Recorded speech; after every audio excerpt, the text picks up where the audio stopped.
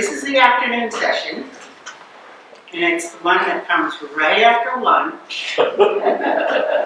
And it's a time when everybody is relaxed and sleepy from eating lunch. So it's not the best time to have a speaker speak to you. My late father, Reverend Dr. Walter Soboleff, said, and I quote, "Keep your speech short. Be careful what you say. Otherwise, your audience will wake up greatly refreshed." And so I'm thinking about that today.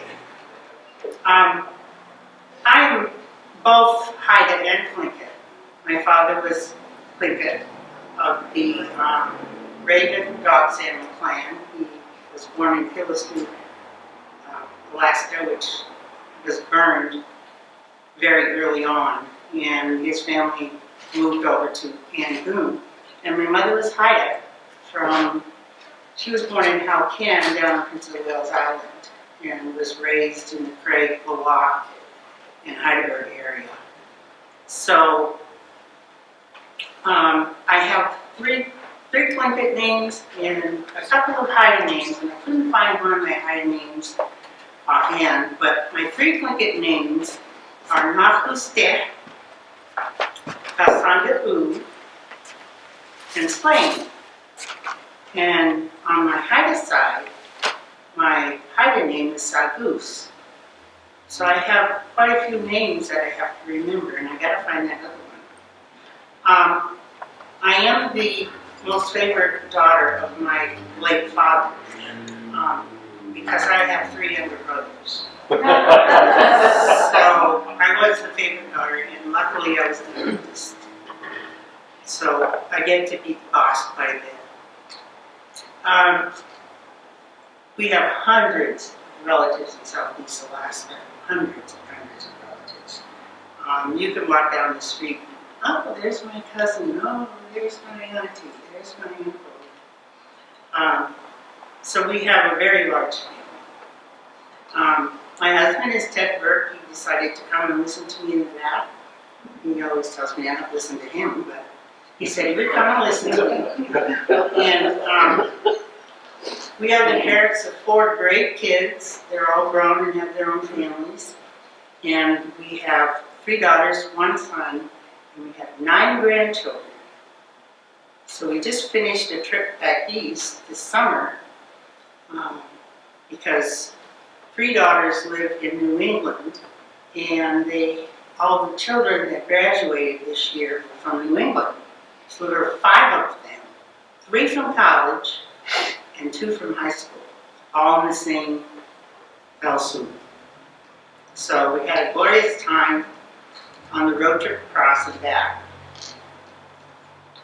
I'm the cathedral organist. I have played the organ for years.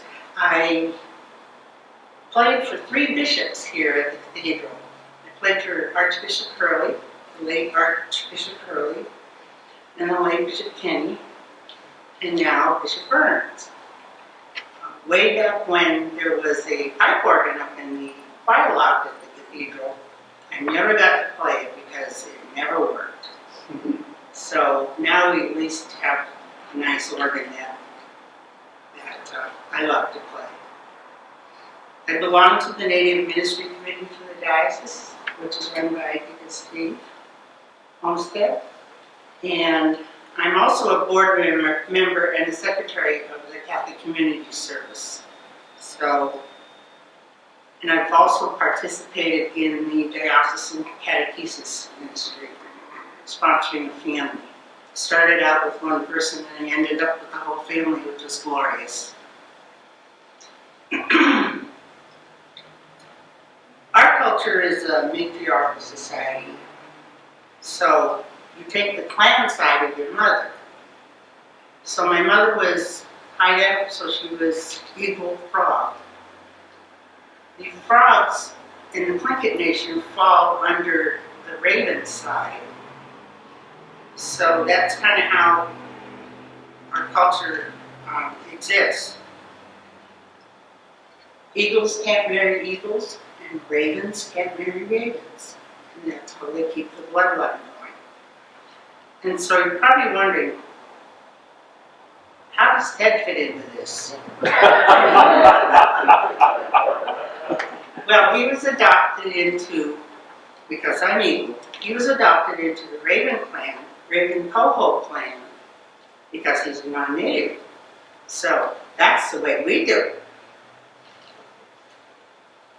Ted and I met here 53 years ago, when we were young and crazy. He was in the Coast Guard stationed here, and I was home for the summer from college. Well, we fell in love, and the rest is history. And as we were dating, I wanted to see Ted every minute of the day. And he really tweaked my curiosity about what is this all about? And being born and raised Presbyterian, because my father was a Presbyterian minister in town, why would he ever say to me on Sunday, I'd say, well, when are you going to come to see me? And he'd say, well, I have to go to church first. Oh, okay. So I was really curious as to why he had to go to church first, instead of coming directly over to my house. So, because he was so faithful, I decided, well, I'm going to go to church with him. And that way we can't get away from me. So we used to go to church together long before we weren't long before we got married. And then, as I went to church with him, I would ask him all these questions. Why do you do this? Why do you do that? Oh, my curiosity was just overwhelming. It just was, I didn't know what to do next.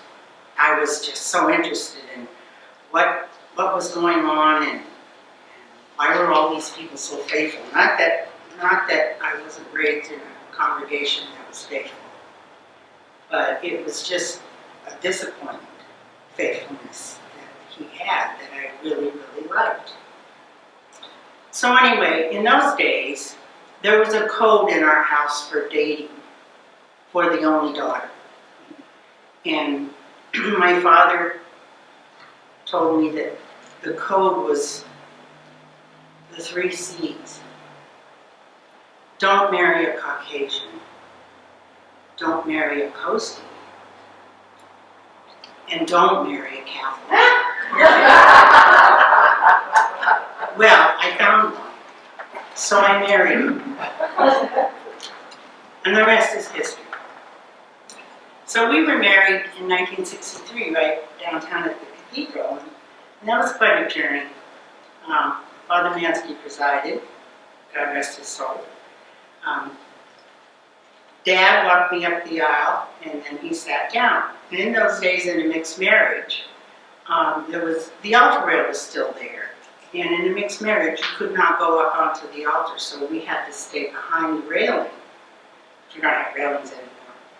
But we stood behind the railing, and my family was right behind me on the side. And so we had the ceremony and everything.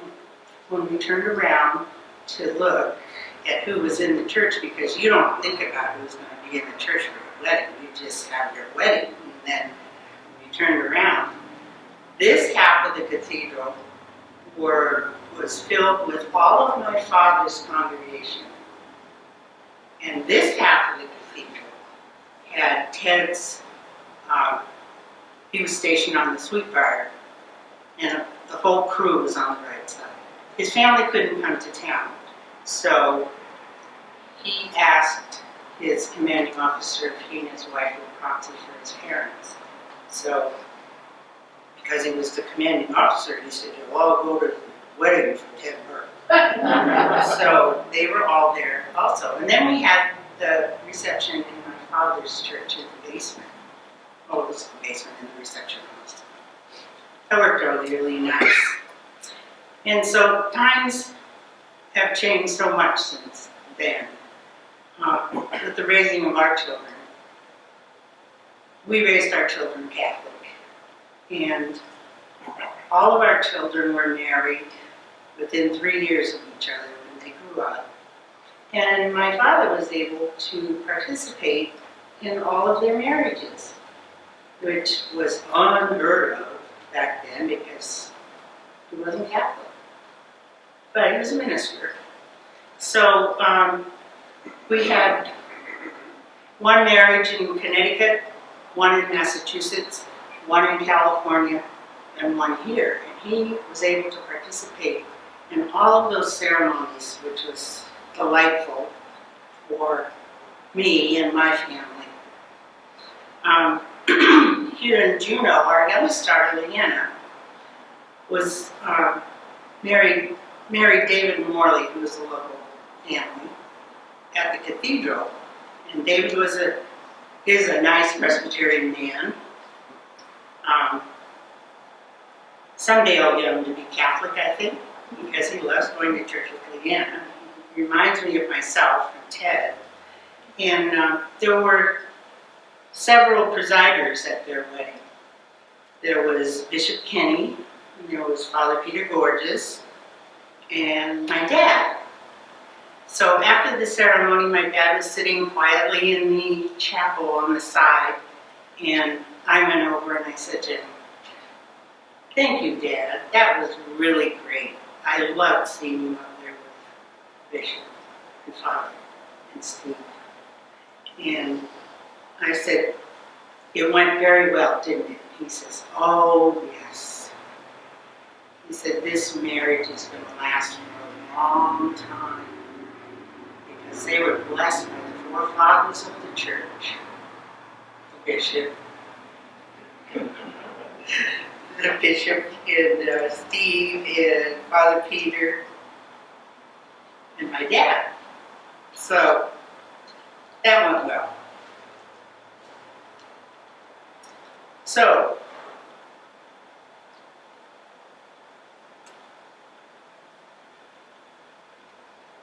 after our ceremony, and can you imagine what my father must have thought when Ted asked him if he could marry me? He knew Ted was Catholic. But that's not how my father really was.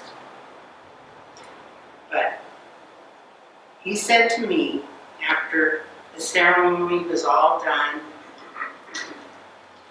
and we had kind of a little reception line at the back of the church, I was standing next to him, and he says to me, "If you choose to be Catholic, be a good one." He could have said something else, but no, he didn't. He didn't say that. When I asked him if I could marry Ted, it wasn't a Heavenly Father forgive her moment. It was sincerity in encouraging me to further my religious journey instead of saying something else. When Ted and I were transferred to New England, which was shortly after we married, I pursued Catholicism back there. And I went to catechism, as they call it now, for 2 years. I had a lot of questions.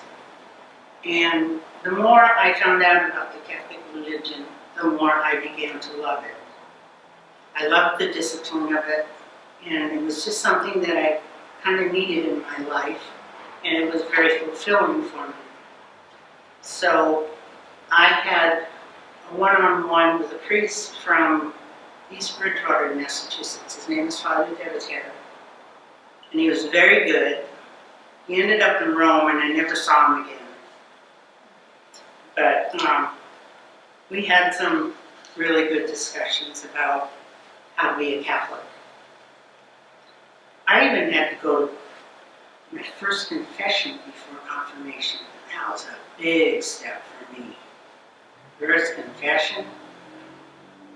I was 21, so how much trouble can you get into before you're 21?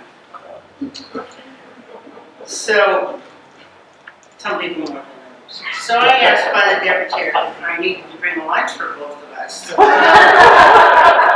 which he laughed and said, I don't think you'll need one. And I really didn't. So in this year of mercy, I'd like to share with you some examples of mercy that I experienced growing up in Juneau and in my family. You've probably heard this definition all year long, which we have been all thinking about mercy all year long. Keep in mind as I tell these stories how much mercy was shown during the 65 years of my father's ministry. And I didn't really understand a lot of the concept of mercy until I was older. But I've kind of grown up, and I can now relate to things that I may or may not have liked about the way I grew up.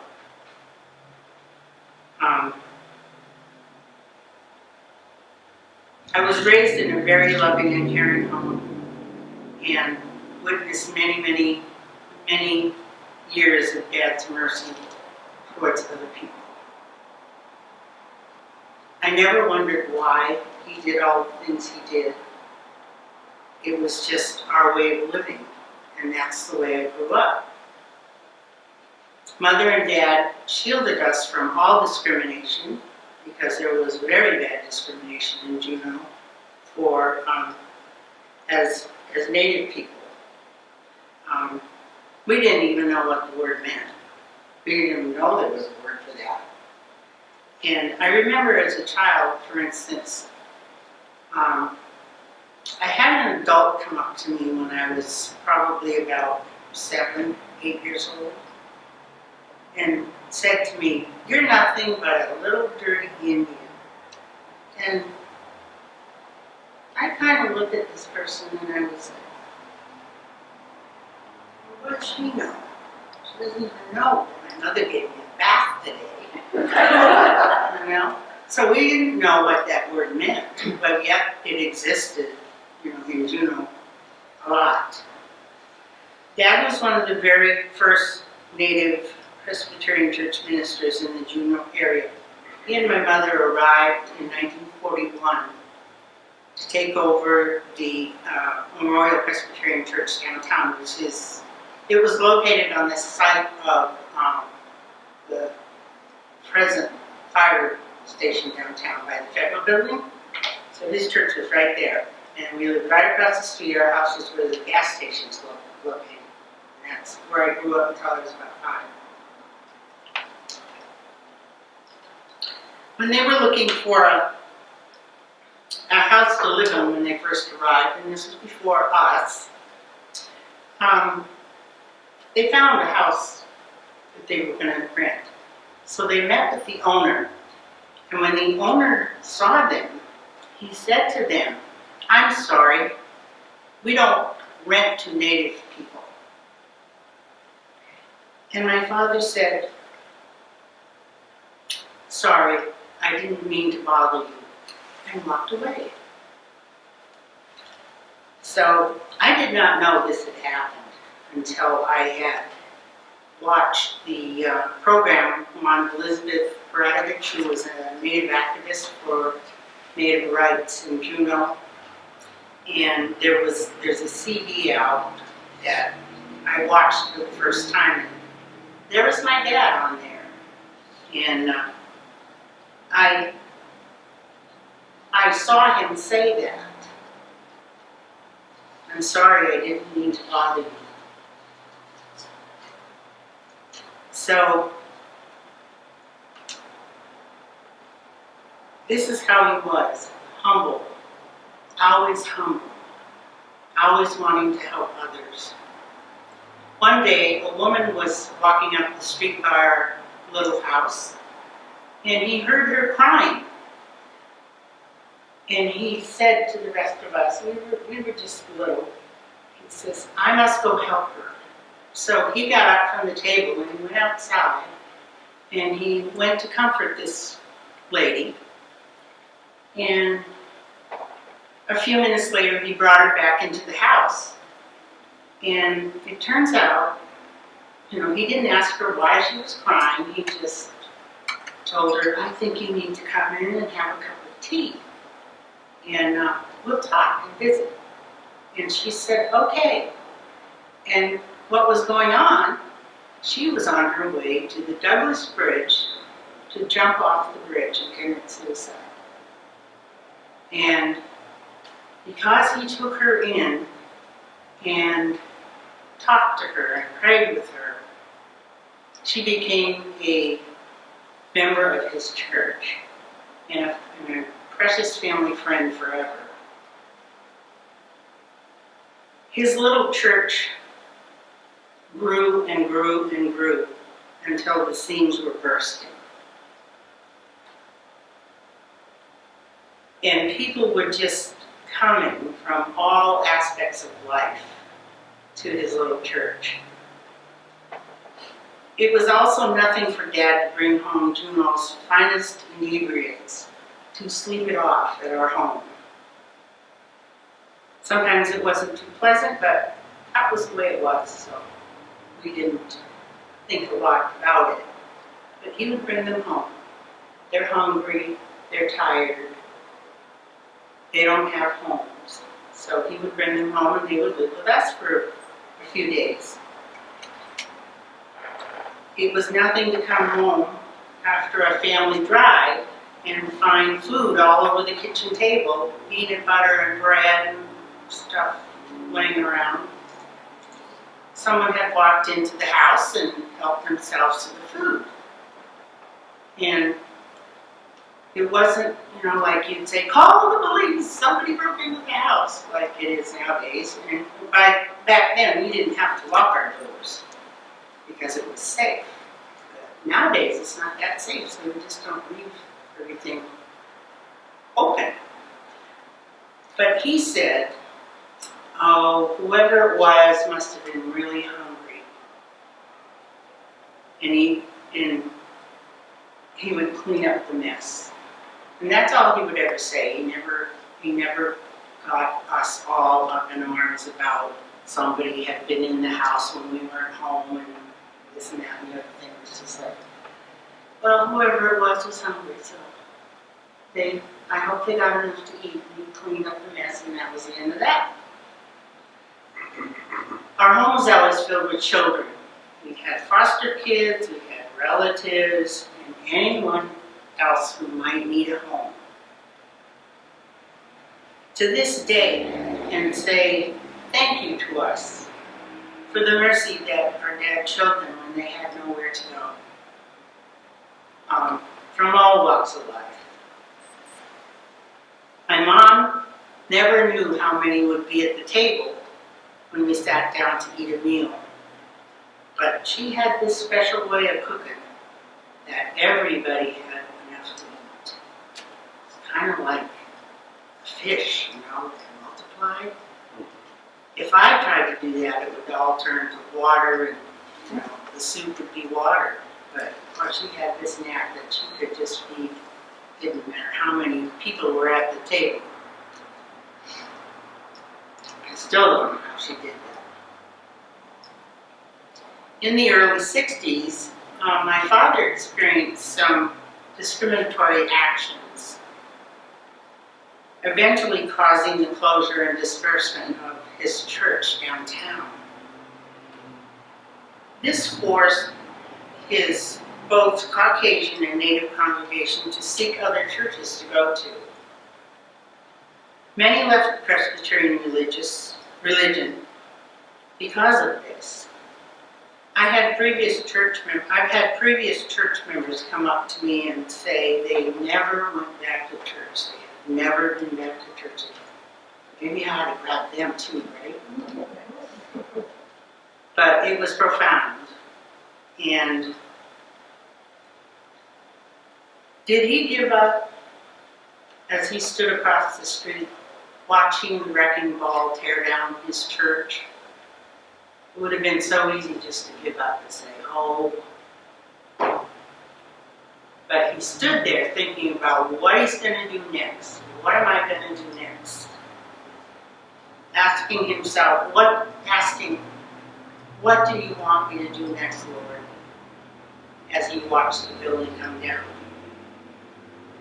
He continued his ministry through radio programs. He would get on the radio and he would give homilies or sermons on Sunday mornings. And the people in the outlying villages would gather their families up around the radio so they could hear Walter give his sermon for the Sunday, and that was their church. And then he continued on his ministry on the Princeton Hall vessel and the Anna Jackman, which was owned by the Presbytery in New York.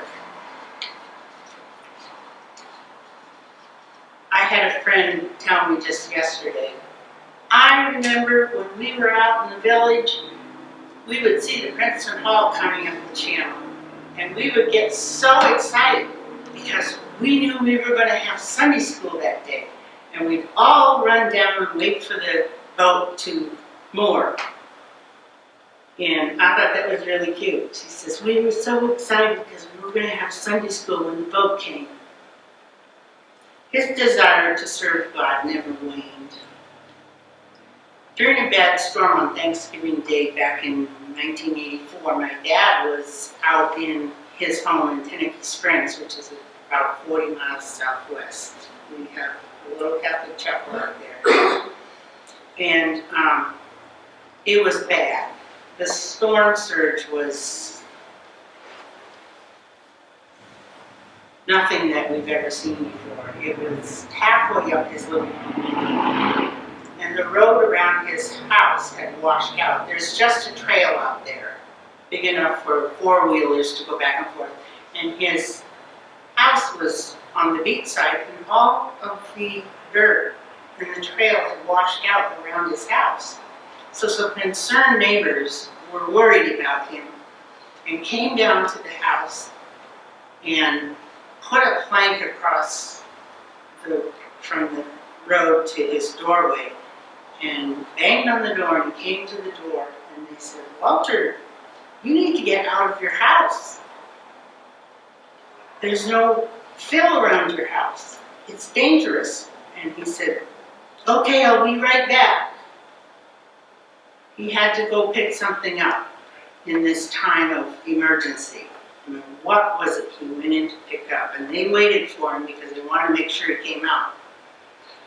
So when he came back to the door a few minutes later, under one arm he had his Bible, and on the other arm he had his violin. He never really played the violin that great, but he loved it. And he walked across that plank, and he went into a metal shed across the road from the house. He lit a kerosene lamp, and he sat on a little stool, and he read his Bible until the storm lifted. And then he came out to see what happened. But it was a bad storm. Many people lost their homes all along the beach side, but his home was spared. But, you know, when you stop to think about it, what are the most important things in your life? What would you have grabbed? He did not hesitate. He grabbed that Bible and he went out and read the Bible to comfort and pray.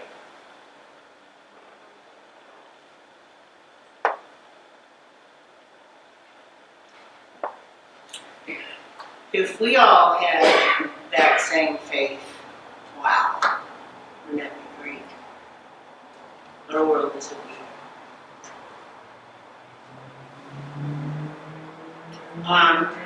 Quickly, I'd like to share with you some of the traditional tribal values that my father wrote. And I do have some copies of these, if you'd like to stop and pick one up on the way out. And I'll just run through them real quick because it's a great way to live. Discipline and obedience to the traditions of our ancestors, whether you're Native or Caucasian. Red, white, and blue. Respect for yourself, your elders, and others. You should always have respect for your elders and others, and yourself, most importantly. Respect for nature and property. Patience. Patience is a virtue. Pride in family, clan, and traditions is found in love, loyalty, and generosity. Be strong in mind, body, and spirit. Always have humor. I try. Hold each other up. Be supportive of each other. Listen well and with respect. And speak with care. We are stewards of the air, the land, and the sea. It's up to us to take care of these things. Always have reverence for our Creator, who made heaven and earth. Live in peace and harmony. Be strong and have courage. These really aren't hard to understand if you really think about them. So they can add real value to our family lives in the way we think.